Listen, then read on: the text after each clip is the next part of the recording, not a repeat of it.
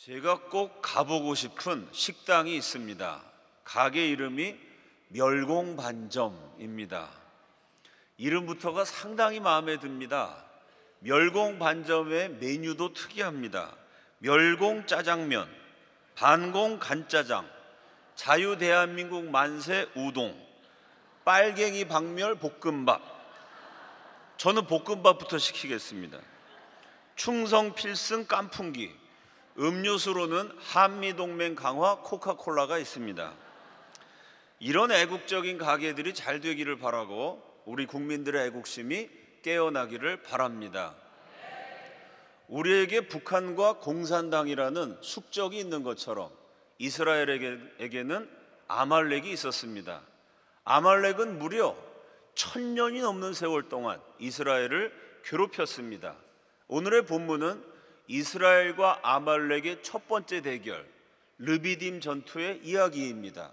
아말렉을 격파했던 이 말씀을 나누면서 자유대한민국이 공산주의에 대해서 최종 승리를 거둘 수 있기를 예수 그리스도 이름으로 축원합니다.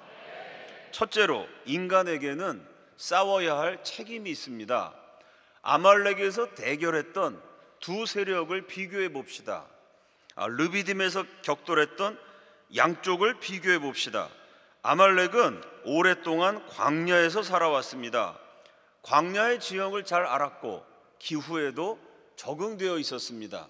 오랫동안 사람들을 약탈하면서 먹고 살았기 때문에 잘 훈련된 병사들도 확보하고 있었습니다.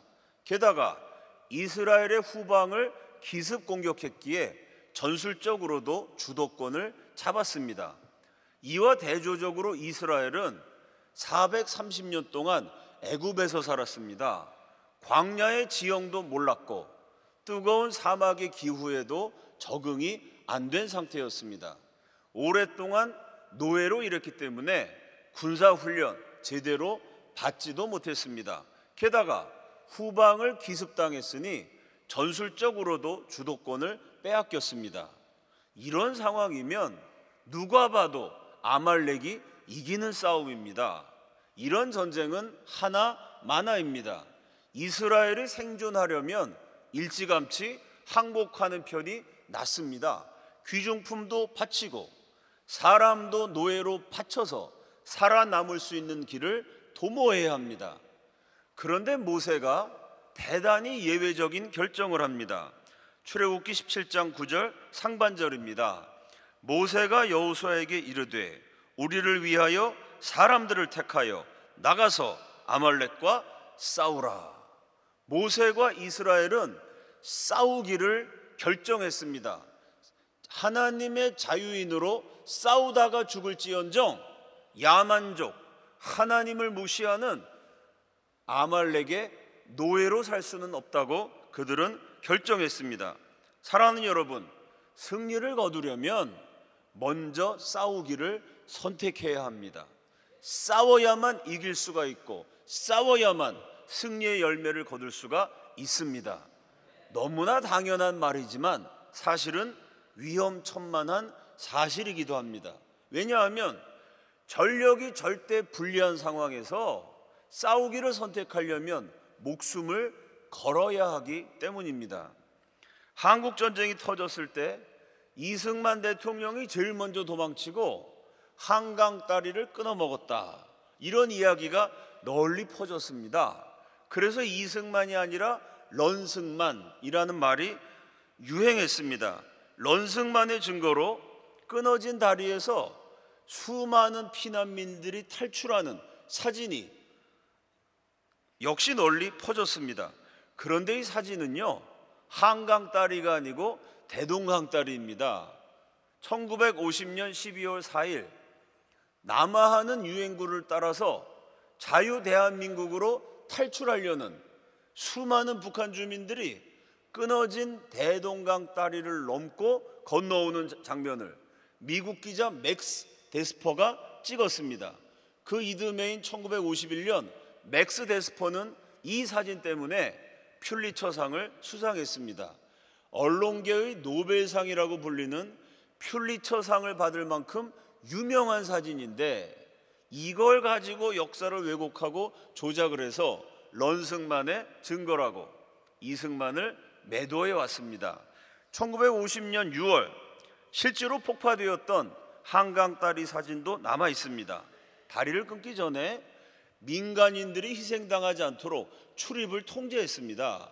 다리를 끊는 그 순간에 한강 다리 위에는 민간인이 없었습니다. 작업을 마친 다음에는요, 피난민들이 안전하게 피신할 수 있도록 다리 교각 사이로 임시 다리를 설치해서 피난 갈 수 있는 길을 열어주었습니다. 이승만이 한강 다리 끊어먹고 도망쳤다는 그 유일한 증거라는 사진이 왜곡이고 조작임은 만천하에 드러났습니다. 정반대로 이승만과 대한민국이 끝까지 싸웠다는 증거는 차고 넘치도록 많습니다. 전세가 불리해졌을 때 미국 대사 무초가 이승만 대통령을 찾아갑니다. 한반도를 떠나서 망명정부를 세우라고 제안을 합니다. 미국 대사가 열심히 대통령을 설득하는데 이승만 박사가 갑자기 권총을 꺼냅니다. 세계 최강대국 대사에게 권총을 들이대니까 무초 대사가 깜짝 놀랐어요. 대통령이 권총을 아래 위로 흔들면서 미국 대사에게 이렇게 말합니다. 공산당이 내 앞까지 왔을 때 이 총으로 내 아내를 쏘고 적을 죽이고 마지막으로 나를 쏠 것이요. 우리는 정부를 한반도 밖으로 옮길 생각이 없소. 모두 총궐기하여 싸울 것이요. 결코 도망가지 않겠소. 75세가 된 이 노인 대통령의 기백에 세계 최강대국 무초대사가 아예 기절초풍을 해서 다시는 망명하라는 말을 꺼내지도 못했습니다. 보통 전쟁을 하다가 전세가 불리해지면 항복을 합니다. 싸워봐야 지는 전쟁인데 싸우다가 죽느니 항복해서 생명이라도 건지는 편이 낫기 때문입니다. 실제로 이웃나라 중국 공산당과 국민당의 국공내전 말기에 전세가 불리해지니까요, 국민당 군대가 하루에 1개 사단씩 공산당에게 항복했습니다. 무려 10,000명이나 되는 대부대가 싸워보지도 않고 통째로 항복해서 매일매일 1개 사단씩 없어졌습니다. 6.25 전쟁 때도요, 우리가 북진을 할 때 인민군들이 계속해서 부대별로 항복하고 투항했습니다. 북한의 인민군과 중국의 국민당 군대에 비하면 우리 국군은 정말 비교도 안 될 만큼 위험했고 불리했습니다. 인민군이 쳐들어왔을 때 북한군은 242대의 소련제 탱크를 앞세웠습니다. 우리 국군은요, 맞서 싸울 수 있는 탱크가 단 한 대도 없었습니다. 불과 3일 만에 전체 군사력의 절반 이상이 괴멸당했습니다. 역시 3일 만에 수도 서울이 함락당했습니다. 누가 봐도 지는 전쟁이고 죽을 수밖에 없는 전쟁입니다. 나중에 미군이 도와줬는데 그건 나중 얘기고요. 6.25 전쟁 초기에는 미국이 참전한다는 어떠한 보장과 약속도 없었습니다. 그런 상황에서 대한민국 국군은 단 한 개 부대도 항복하지 않았습니다. 싸우다가 전멸당할지언정 단 한 개 부대도 항복하지 않고 끝까지 싸웠습니다. 다른 나라 같은 상황이면 이것보다 훨씬 유리한 상황에서도 앞을 다투어서 부대들이 항복한 사례가 너무나 많습니다. 절대 열사의 상황에서, 죽을 수밖에 없는 상황에서 단 한 개 부대도 항복하지 않고 싸웠던 세계 전쟁사의 유일한 참으로 용감하고 신기한 6.25 전쟁의 명장면입니다.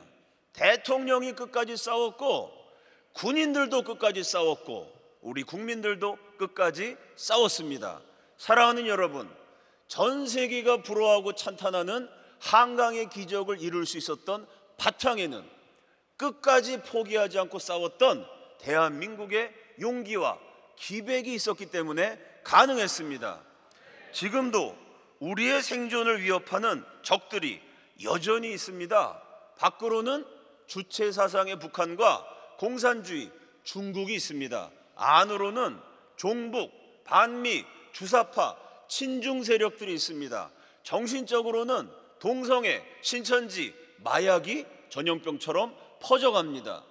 이런 적들과 맞서 싸우지 않고 굴복해버리면 이제까지 우리가 이루어냈던 모든 성취는 참으로 허무하게, 참으로 허방하게 물거품처럼 사라져버립니다. 나라는 피폐해지고 백성들은 불행해집니다. 그러나 승리를 주시는 하나님, 우리의 깃발 되시는 여호와 하나님을 믿고, 여호와 니시 하나님을 믿고 우리가 다시 한번 싸워서 대한민국의 적들을 물리친다면 우리나라는 계속해서 번영하게 되고 우리 국민들은 계속해서 하나님의 축복받는 백성들이 될 줄로 믿습니다. 하나님의 적들과 끝까지 싸워야 하는 책임을 끝까지 완수하는 대한민국이 되고 한국교회가 되기를 예수 그리스도 이름으로 축원합니다.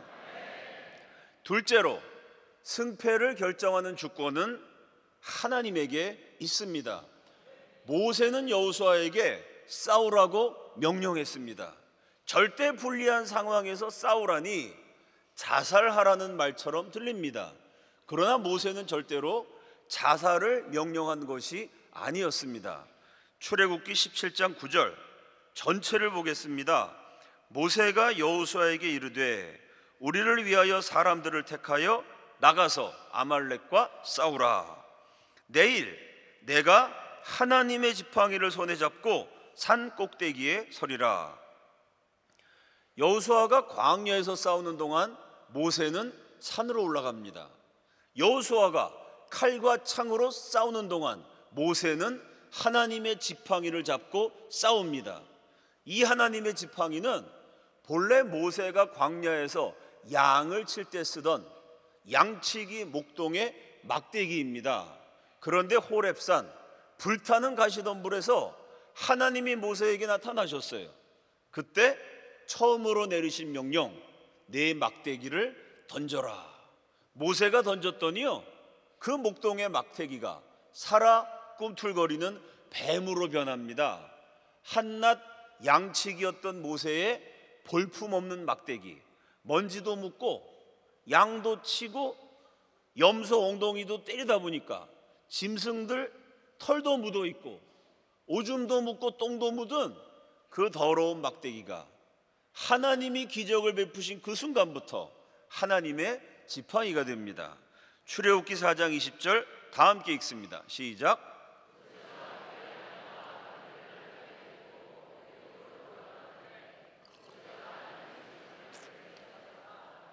자, 이 장면도 자살 행위처럼 보이는 장면입니다. 세계 최강대국 이집트, 사람이 아니라 신으로 숭배해왔던 파라오, 그 이집트 제국과 파라오라는 제왕과 맞서기 위해서 모세가 출전하는 장면입니다. 그런데 그 이집트와 싸울 수 있는 모세의 군사력, 따르는 부하들은 한 명도 없습니다. 싸울 수 있는 군자금 한 푼도 없어요.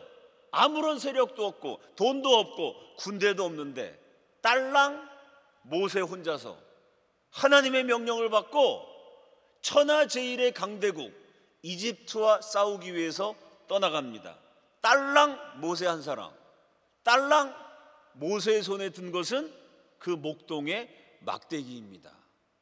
그런데 그 막대기를 가지고 하나님의 지팡이를 가지고 나일강을 쳤더니 물이 피로 변합니다. 뒤로는 애굽의 정예병이 추격하고 앞에는 푸른 파도 넘실거리는 바다가 가로막고 있는 절체절명의 위기. 그 하나님의 지팡이를 내밀었더니 바다가 갈라집니다. 그 하나님의 지팡이를 들고 모세가 산꼭대기에 올라갔어요. 아래 광야에서 싸우는 여호수아와 군대를 보면서 모세가 하나님의 지팡이를 높이 들었습니다. 그랬더니 하나님이 역사해 주셔서 이스라엘이 아말렉을 물리칩니다. 근데 계속 오랫동안 들고 있기가 피곤하겠죠?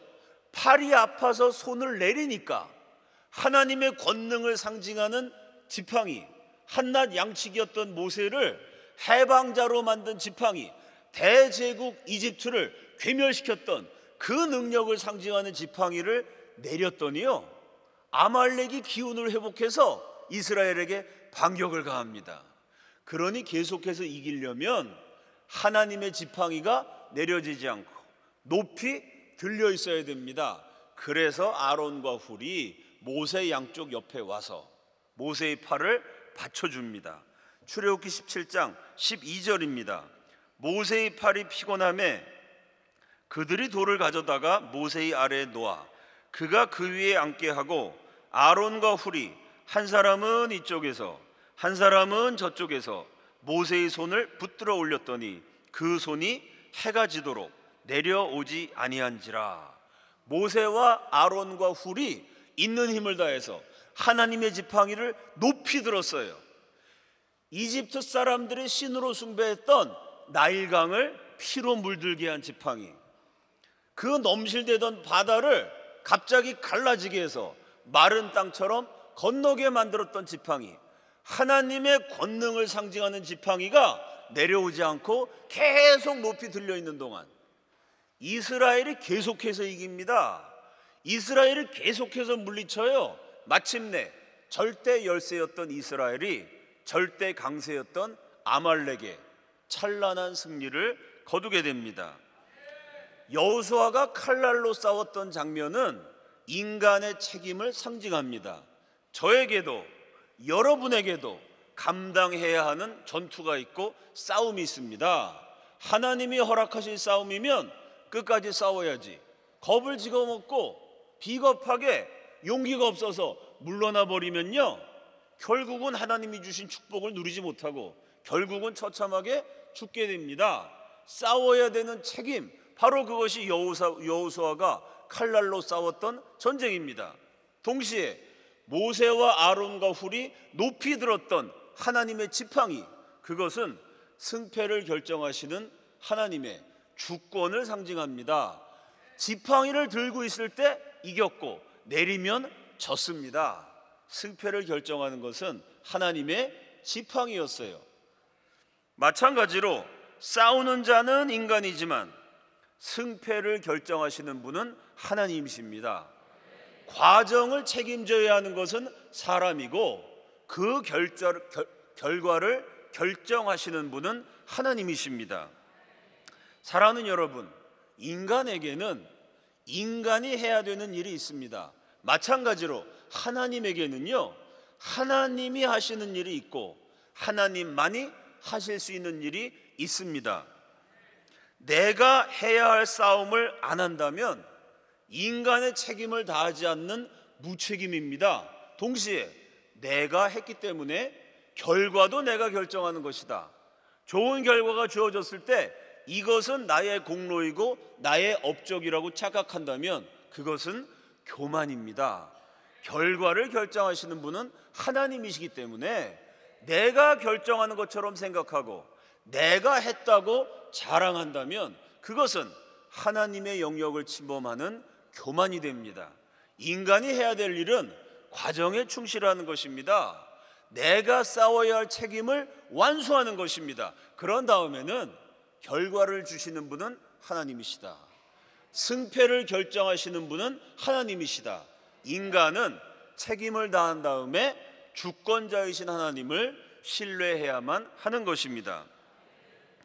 1950년에 이승만과 대한민국은 싸우기로 결정했습니다.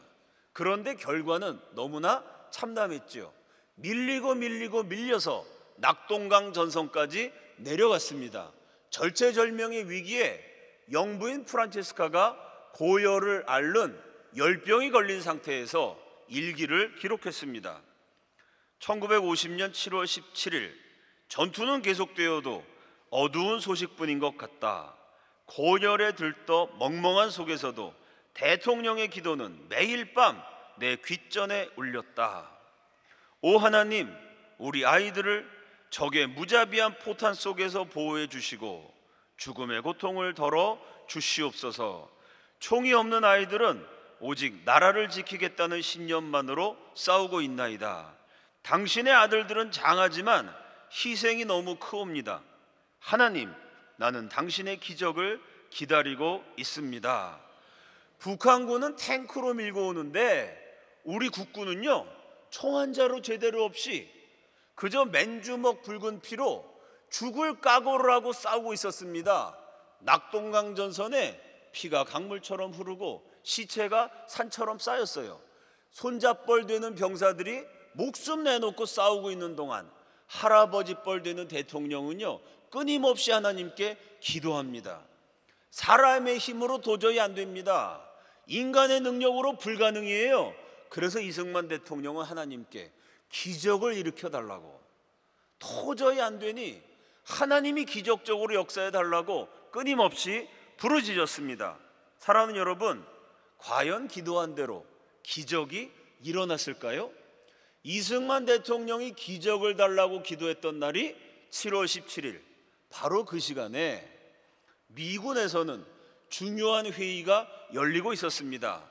이승만이 기적을 달라고 기도하던 바로 그 시간에 이승만의 오랜 친구였던 메가더 장군, 여러 가지 자료를 수집해서 작전 계획을 완성하고 있었습니다. 드디어 1950년 7월 23일 역사적인 결정이 내려집니다.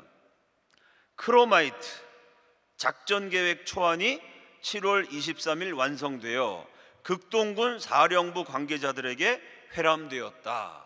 한국민족문화 대백과사전의 기록입니다.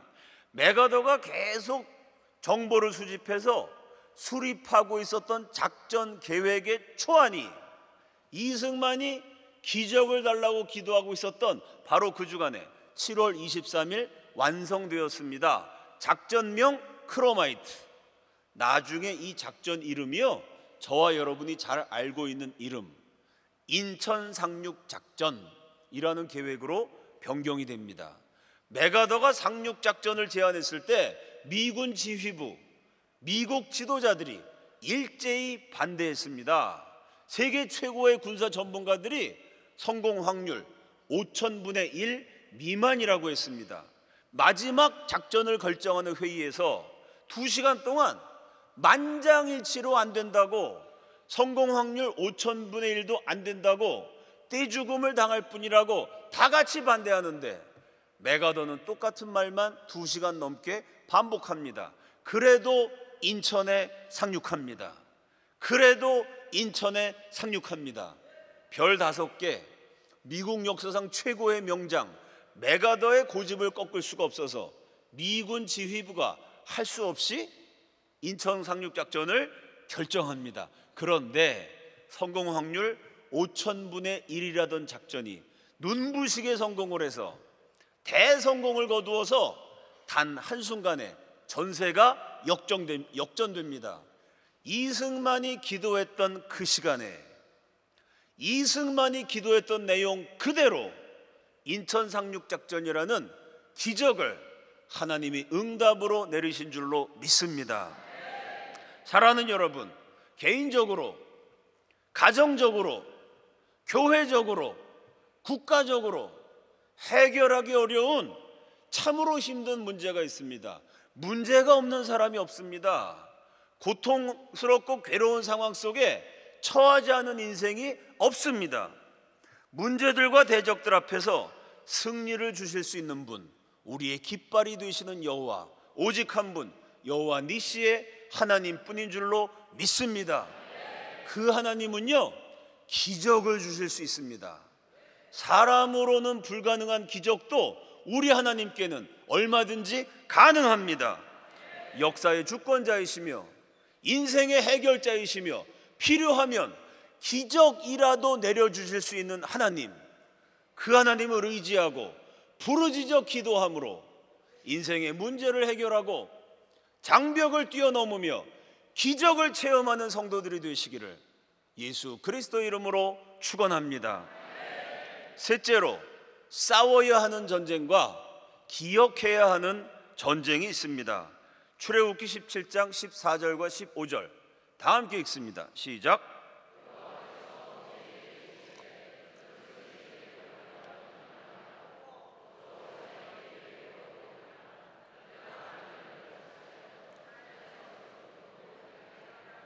모세가 제단을 쌓고 그 이름을 여호와 니시라 하고. 오늘의 본문은 3차원의 전쟁을 증거합니다. 첫째, 인간의 책임을 다하기 위해서 여호수아가 칼날로 싸웠던 전쟁이 있었습니다. 둘째, 승패를 결정하시는 하나님을 증거하기 위해서 모세가 높이 들었던 여호와의 지팡이가 있었습니다. 그리고 셋째는요, 첫째 전쟁, 둘째 전쟁 다 끝났어요. 그것으로 상황 종료인 줄 알았는데 하나님이 또 한 번의 전쟁을 명령하셨습니다.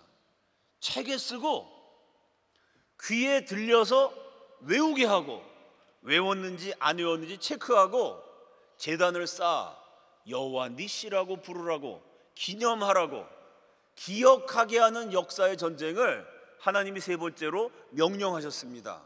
아니, 싸워 이겼습니다. 다 물리쳤어요. 하나님이 기적을 주셨습니다. 아니, 싸우느라고 고생했는데 그거면 됐지. 아니, 광야에서 어떻게 책을 씁니까? 그걸 애들한테 다 외우게 만들어서 계속 귀에 들려줘서 외웠는지 안 외웠는지 체크하라는 거예요. 전쟁 끝나서 힘든데 사막에서 돌을 구해다가 제단을 만들고 거기다 여호와 니시라고 이름을 붙이라고 또 다른 작업을 하나님이 명령하셨어요.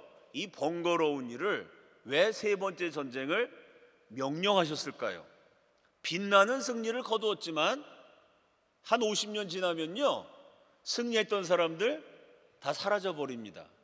100년 지나면요, 옛날에 승리했는지 안 했는지 가르쳐 주지 않으면 기억하는 사람도 없어져요. 100년 지나고 200년 지나서 역사 기록을 남겨놓지 않으면 다음 세대에게, 전쟁을 모르는 세대에게 하나님이 기적을 주셨다는 사실을 외우게 기억하게 만들지 않으면요, 아무도 기억하지 않습니다. 하나님이 기적을 주셨는데 기억하지 못한다면 그것은 그런 일이 일어나지 않은 것과 마찬가지가 됩니다. 그 세대는 다 체험했어요. 문제는 시간 앞에 장사가 없다는 점입니다. 시간이 흘러서 그 전쟁과 기적을 체험했던 세대가 다 떠나가고 나면요, 다음 세대는 모릅니다.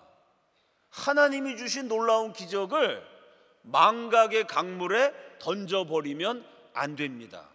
그래서 하나님이 세 번째 전쟁, 책에 쓰고 전쟁을 모르는 다음 세대, 자녀들에게, 손자, 손녀들에게 계속 귀에 들려줘서 그 이야기를 들려줘서 외우게 만들고, 외웠는지 안 외웠는지 체크하고 제단을 쌓아서 여호와 니시의 하나님을 기념하라, 역사의 전쟁을 명령하셨던 것입니다. 6.25 전쟁도 마찬가지예요. 첫째, 맨주먹 붉은 비로 싸웠던 군사력의 전쟁이 있었습니다. 둘째, 이승만 대통령과 한국교회가 기적을 달라고 기도했던 그 시간에 인천 상륙 작전이 일어났던 하나님이 싸워주신 영적인 전쟁이 있었습니다. 동시에 셋째, 이 6.25 전쟁의 이야기를 하나님이 어떻게 이 나라를 건져주셨는지, 하나님이 어떻게 기도에 응답하셨는지 책을 쓰고 말로 전달해서 자녀들 귀에 자꾸 들려줘서 외우게 하고, 마침내 역사를 기억하게 하는 기억의 전쟁, 역사의 전쟁이 있습니다. 우리나라가 첫 번째 전쟁과 두 번째 전쟁에서는 최선을 다해 싸워서 나라를 지켜냈습니다. 그런데 세 번째 전쟁, 기억하게 하는 전쟁, 역사 교육의 전쟁, 역사의 전쟁에서는 자꾸 밀려서 또다시 낙동강 전선에 봉착해 있습니다. 우리 자녀들 세대가요, 초등학교 입학해서 대학 졸업할 때까지 그 기나긴 세월 학교를 다니면서 수많은 선생님들에게 가르침을 받았는데 단 한 번도 6.25 전쟁을 김일성이가 일으켰다는 이야기를 듣지 못한 아이들이 부지기수로 많습니다. 심지어 군대에서조차도 우리의 주적이 북한이라는 사실을 오랫동안 삭제했습니다. 대한민국 지키는 장교가 되려는 젊은이들, 사관학교 입학생들에게 설문조사를 했더니 좌파 정권 때는요, 우리나라 주적이 누구냐, 미국이라고 응답한 학생들이 수도 없이 많았습니다. 자, 대한민국은 역사 교육 제대로 못했고 오히려 자녀들에게 거짓말 가르쳤습니다. 북한이 좋은 나라인 것처럼, 어버이 수령들이 괜찮은 사람들인 것처럼, 대한민국을 탄생시키고 발전시킨 지도자들은 무슨 매국노고 친일파고 독재자라고 왜곡해서 비난해 왔습니다. 대한민국의 대통령과 장관과 국회의원들이 한결같이 북한이 주적이 아닙니다, 북한은 좋은 나라입니다, 뭐 이런 식으로 가르쳐 왔는데, 희한하게도 오히려 북한에서 그게 아니라고 사실 확인을 해줬습니다. 너희 남한에서 자꾸 그렇게 떠드는데 그거 아니야, 남한과 북한은 서로 주적 관계라고 북한이 오히려 선포를 했습니다. 2024년 올해 2월 9일 김정은이 직접 한국은 가장 위해로운 제1적대국이라고 선포했습니다. 종북 세력들이 북한에게 돈을 갖다 바치려고요, 수많은 단체를 만들었습니다. 남한에는 바치는 단체가 있고 북한에는 그것을 접수하는, 받는 단체가 있습니다. 남한의 성도들이 교회에 바치는 헌금, 무려 1조 원 이상의 헌금을 한국교회 지도자들이 북한 정권에 갖다 바쳤어요. 한국 교회가 바치는 돈을 받기 위해서 북한에서도 기독교 단체 만들었습니다. 한국 불교 단체가 바치는 돈 받기 위해서 북한에서도 불교 단체 만들었어요. 인권 단체도 있고 환경 단체도 북한에 있었습니다. 아니, 북한이 무슨 기독교를 믿고 불교를 믿게 하고 인권을 존중하고 환경을 고려했겠습니까? 그런 거 없는데, 남한에 각종 단체들이 바치는 돈을 받기 위해서 북한에서도 똑같은 단체를 위장해서 만들었습니다. 그런데 최근에 북한 정권이요, 돈을 받기 위한 북한의 여러 기관 단체를 없애버렸습니다. 돈을 제일 많이 갖다 바치던 남한에 있는 종북 단체들도 해체해버렸어요. 제일 대표적인 사례가 조국통일범민족연합, 줄여서 범민연이라는 단체가 있습니다. 종북 단체들이 수시로 이름을 바꿉니다.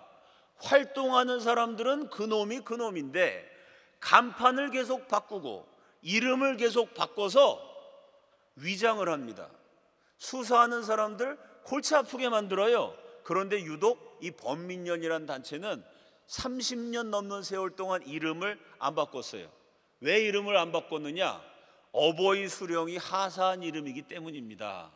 범민연이란 이름을 김일성이 만들었기 때문에 그 이름 바꾸면 이거 어버이 수령이 하사한 이름을 차버리는 거니까 큰일 납니다. 그 30년 동안 유일하게 이름을 안 바꾼 단체, 북한을 이롭게 하는, 대한민국을 해롭게 하는 행동을 하다가 수도 없이 조사도 받고 체포도 당하는, 그러면서도 절대 해산하지 않고 버텼어요. 그런데 이 범민연이 바로 올해 2024년 2월 17일에 해산됐습니다.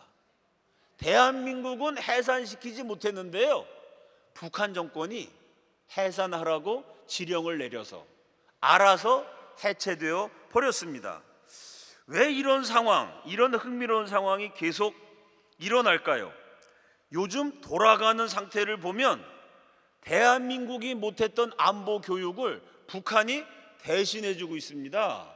대한민국이란 나라는 어떻게 된 게 자라나는 아이들에게 거짓말만 가르쳤어요. 북한은 절대로 적이 아니다. 북한에게 쌀도 갖다 바치고 시멘트도 갖다 바치고 다 갖다 바쳐야 된다. 대한민국 국민들이 피땀 흘려 일해서 고생해서 바친 혈세, 그거 북한 정권들에게 아낌없이 드려야 한다. 이따우 교육을 열심히 했는데 오히려 북한에서 그거 아니야, 그거 틀렸어, 니네하고 우리는 적이야. 기껏 국민들을 북한에 대한 환상을 심고 세뇌를 시켜놨는데 요즘에는 오물을 담아서 쓰레기 풍선을 보내는 바람에 하늘만 쳐다봐도 전 국민이 아, 북한이 공격하고 있구나, 북한은 언제라도 공격할 수 있는 적이구나, 공산당 놈들이 대한민국을 해롭게 하는구나. 아무리 거짓말 교육을 시켜도요, 북한에서 진실로 참교육을 국민들에게 시켜주고 있습니다. 어쩌다가 이런 희한한 상황이 됐을까요? 종북 세력이 아무리 북한에 갖다 바치고 싶어도 미국을 위시한 자유 진영에서 제재를 세게 하기 때문에 일어난 진풍경들입니다. 여러분, 북한 정권 입장에서 생각해 봅시다. 남한에 있는 종북 세력들이요, 맨날 충성한다 그럽니다. 장군님, 달러도 바치겠습니다. 장군님, 식량도 바치겠습니다. 장군님, 북한 땅에 철도도 놔드리죠. 건물도 지어드리겠습니다. 아니, 종북 세력들이 그 달콤한 약속과 충성의 맹세를 밤낮 반복해요. 얼마나 기분이 좋겠습니까? 야, 우리가 수십 년 대북 공작한 보람이 있구나. 그런데 말로는 바친다 그러는데요, 미국이 강력하게 제재를 하니까 바치고 싶어도 바칠 수가 없습니다. 미국의 제재를 피해서 몰래 바쳤다가 또 들켜요. 그 바람에 북한이 더욱 곤란한 지경에 몰리게 됩니다. 그러니 북한 입장에서 생각해 보면요, 맨날 바친다 그러고 못 바치고, 바친다 그러고 못 바치고, 준다 그러고 못 주고, 미국 눈치만 보느라고 종북 세력들이 말만 아름답게 하지 실제로 북한에게 바치는 것은 없습니다. 얼마나 열받겠어요. 저것들이 말로는 충성한다 그러고 말로는 바친다 그러고 막상 미국한테 맡겼을 때 용기 있게 뚫고 나가지는 못하고. 왜 그러냐면요, 좌파 정권에서 5대 재벌 총수 불러다 놓고 스터디 그룹 만들었습니다. 북한에게 어떻게 갖다 바칠지를 연구하는 모임이죠. 그래서 북한에 부족한 것을, 우리나라 5대 재벌이면 세계적인 기업들 아닙니까? 그런 기업들이 앞장서서 북한에 바치려고 그랬는데, 미국에서 북한과 거래하는 기업은 미국과 무역을 못한다. 여러분, 아무리 세계적인 재벌이라도요, 미국하고 무역을 못하면, 미국의 수출을 못하면 그 다음날 바로 망합니다. 아무리 좌파 정권이 북한에 갖다 바치고 싶어도 우리나라 재벌이 대북 거래하다가 걸려서 망했다, 그러면 국민들이 가만히 있겠습니까? 대한민국 경제가 남아나겠어요? 아무리 좌파 정권 종북 세력도 재벌 하루아침에 망하게 하는 일 할 수가 없습니다. 그러니 북한 정권 입장에서는 맨날 바친다 그러고 안 바치고, 바친다 그러고 안 바치고, 이게 반복되니까 열받아서 어차피 바치지도 못할 거 남한에서 바치는 거 접수하던 기간 필요 없게 됐으니 다 문 닫게 만들고, 맨날 바친다 그러던 종북단체 실제로 바치지도 못하니 해산 명령을 내려버린 것입니다. 이 나라의 지도자라는 인간들은 어버이 수령들을 칭송하면서 갖다 바치지 못해서 안달이 나 있었습니다. 그런데 미국을 위시한 자유진영이 주도하는 국제 정세가 바치고 싶어도, 충성을 다하고 싶어도 못 바치게 만들어 버렸어요. 그러면 누가 잘한 겁니까? 대한민국 지도자라는 인간들은 잘한 게 없어요. 끊임없이 바치려고 그랬으니까. 대한민국 국민들 잘못된 교육에 세뇌받아가지고 뭐 특별히 잘한 게 없습니다. 우리는 잘한 게 없는데 국제정세가 알아서 굴러가서 북한에 갖다 바치는 거 못 바치게 하고, 우리가 못한 안보 교육도 국민들에게 확실하게 시켜주고 있습니다. 이거 누구의 작품입니까? 대한민국의 작품이 아니고 국제정세를 주관하시는 하나님의 작품인 줄로 믿습니다. 우리가 잘한 것은 아무것도 없는데, 우리는 범민련이라는 단체 하나 해산시키지 못했는데, 우리는 6.25 전쟁이 누가 일으켰는지 기초적인 사실조차 자녀들에게 가르치지 못했는데요, 세상을 다스리시는 하나님, 국제정세를 주관하시는 하나님이 기가 막히게 역사하셔서 오히려 북한이 안보교육을 대신하게 해주고, 오히려 북한이 종북단체도 해산하게 해주시고, 오히려 북한을 통해서 현재 상황이 어떤 것인지를 국민들이 깨닫게 하시고, 하나님이 안보교육까지 국제정세를 통해서 시켜주고 계신 줄로 믿습니다. 저는 지금의 상황이 그동안 제대로 못했던 역사교육 제대로 하고, 끊임없이 밀렸던 역사전쟁에서 반격을 가하라고 하나님이 시간을 벌어주시고 또 한 번 이 나라 이 민족에게 기회를 주신 줄로 믿습니다. 사랑하는 여러분, 우리는 6.25 전쟁에서 낙동강 전선까지 밀렸습니다. 그러나 기도하면서 일어난 인천 상륙작전으로 단번에 전세를 역전시켰습니다. 역사를 제대로 교육하는 전쟁에서도, 기억하게 하는 전쟁에서도 낙동강 전선까지 밀려있지만 다시 한번 하나님이 주신 기회를 활용할 때, 역사를 기억하는 전쟁에 우리 모두가 발벗고 나서서 싸울 때 역사 전쟁의 인천 상륙작전이 일어나 전세가 역전될 줄로 믿습니다. 그 믿음을 가지고 기도하면서 만나는 사람마다 우리 역사의 바른 진실을 알려야 됩니다. 북한이 어떤 상태이고, 우리 조상들이 어떻게 나라를 지켰고, 우리 기독교인들이 어떻게 기도했는지, 하나님이 그 기도에 어떻게 응답하셨는지 우리 국민들에게 진실을 알려서 일깨워야 됩니다.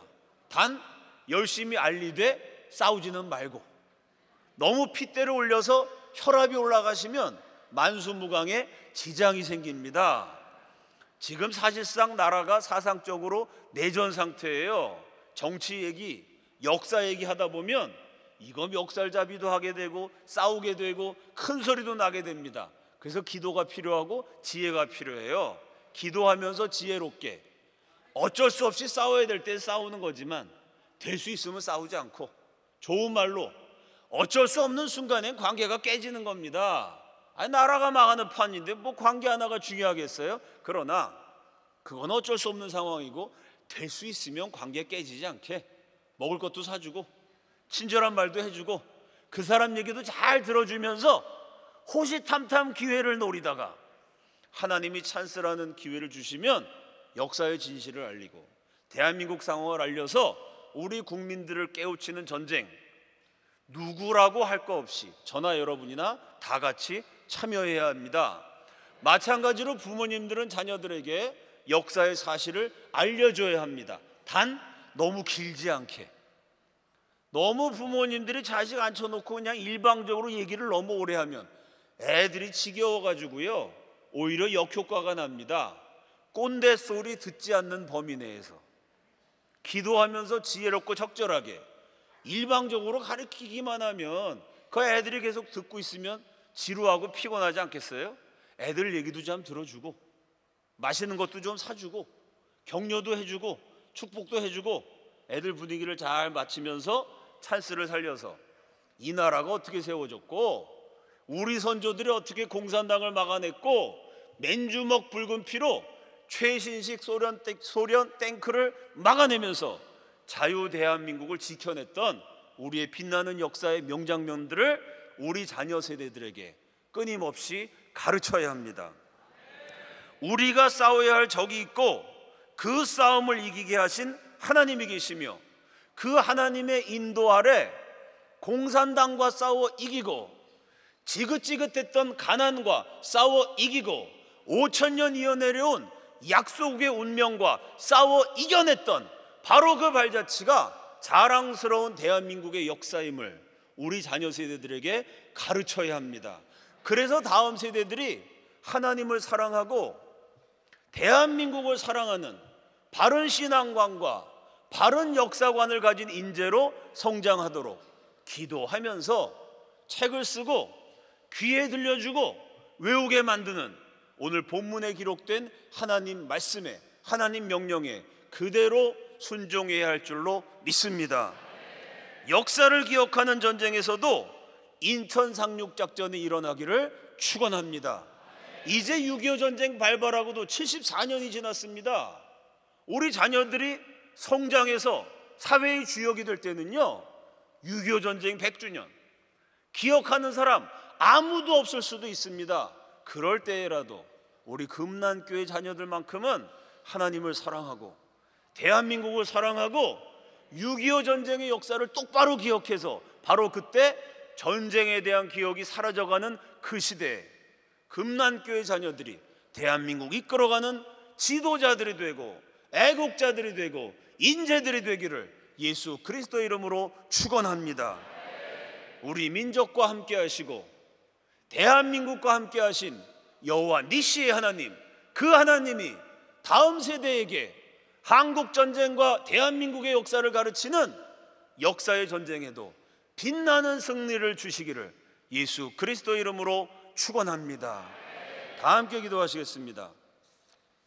첫째로, 역사를 왜곡하는 거짓의 영이 쫓겨나고 진실을 밝히는 성령이 우리 국민들의 마음에서, 우리 자녀들의 마음에서, 전쟁을 기억하지 못하는 다음 세대의 마음에서 역사하여 주시옵소서. 둘째로, 여호와 니시 하나님, 그 하나님을 의지하여 기도할 때 개인과 가정의 문제가 해결되게 하여 주시옵소서. 두 가지 기도 제목으로 주여 한번 외치시고 다 함께 통성으로 기도합니다. 주여